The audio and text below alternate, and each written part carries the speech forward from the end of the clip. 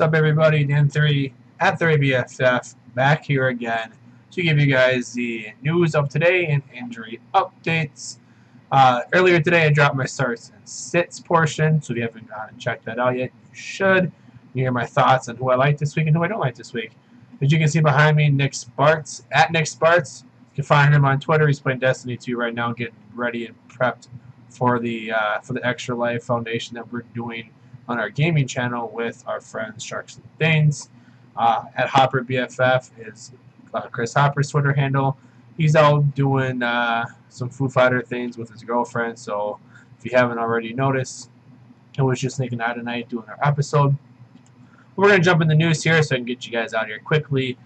Biggest piece of news today was Martellus Bennett was cut by the Packers because he failed to disclose a medical condition.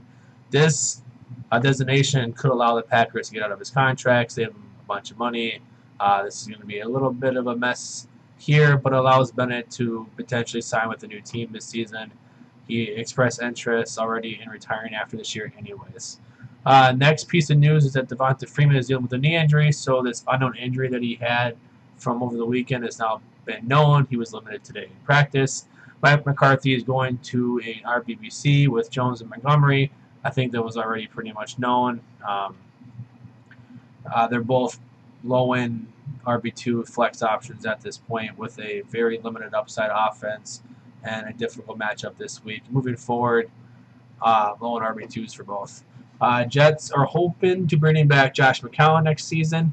With the way that he's been playing, he's definitely earned a chance to prove himself to start next year. I still expect and hope the Jets will draft a quarterback of the future next season. That's what they should do at least. I really don't care what they do either way.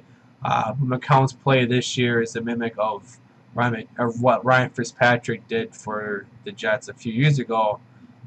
They just hope to get better results out of McCown than what they got from Fitzpatrick the following season. Corey Davis is expected to see an increase to his snap count going forward. He is a top 5 pick. This is to be expected, and the flashes and the upside and the limited work you've seen from him should suggest that, and it should help this entire offense as a whole start to become more productive. Chris Hogan is still in an arm sling. He's looking fairly doubtful to place on this game. This is an obvious increased value to both Cooks and Amendola.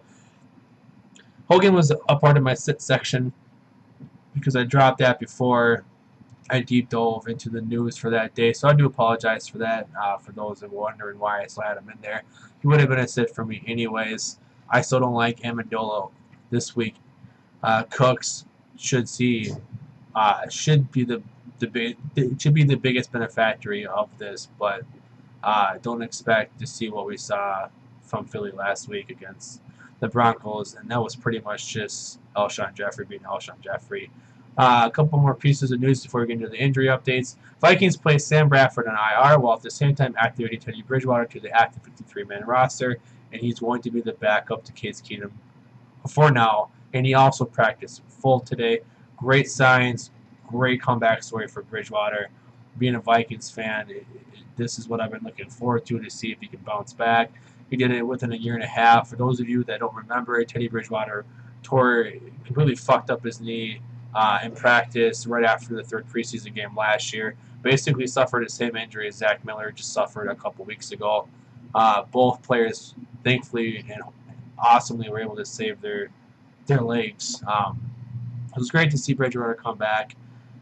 Nick thinks he'll be back sometime within the next couple weeks. I'm a little more hesitant as I don't think the Vikings will move on so quickly from him. But Bridgewater does have the higher upside in this offense, and if the Vikings want to make a deep push into the playoffs along with this defense, they'll need a quarterback like Bridgewater who offers a little bit more than what Keenum can't. Last piece of news is that Jimmy Garoppolo could start Week 10 against the Giants. We kind of suggested this. CJ Beathard is not the long-term answer. He's just going to be the backup. Obviously, the Niners saw an opportunity and saw a chance in Garoppolo to be their now long-term starter. They don't have to draft a quarterback from this class, which suggests they didn't like any quarterbacks really going from this draft class, as they decided to opt to use their early second round, which is pretty much late first, to get Garoppolo, as you guys have all known. I'm not surprised by this. This should happen. They have to see what they have from Garoppolo before they commit to him long term. Those are the somewhat non-injury related news. We're going to jump into just some of the potential fantasy relevant news for you guys.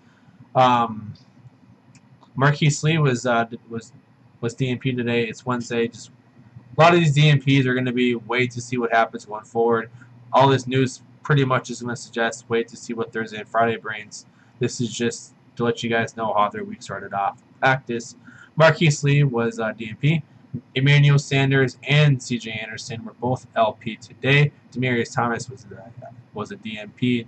None of these really have major disclosed. They're just more likely just nicks and bruises. Delaney Walker was DNP, and DeMarco Murray was in full practice. Murray being in full practice already early this week suggests he should be good to go on Sunday. Michael Thomas was limited in practice today. Both Graham and Prosite were off the injury report, so fantastic there.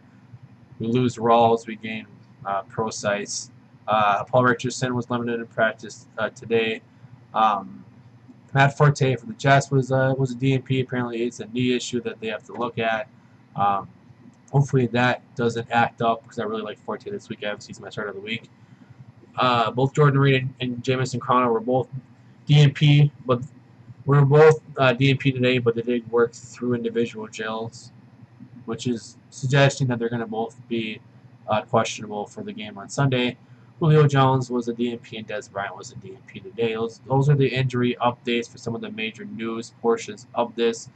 Like always, please continue to monitor these players if you own them. Obviously, if some of these players are out, it boosts value to other players. So just be mindful of what Friday's injury report really looks like. And also tune in Saturday when Nick drops his ins and outs. He gives you guys a little more clear thought on who's going to play Sunday, who isn't. That's all I have for news today. Like I said, I dropped the start-sit segment on earlier today. Tomorrow you will get Nick doing Is Anything Can Happen Thursday. Friday you'll get Hopper for his DFS plays of the week.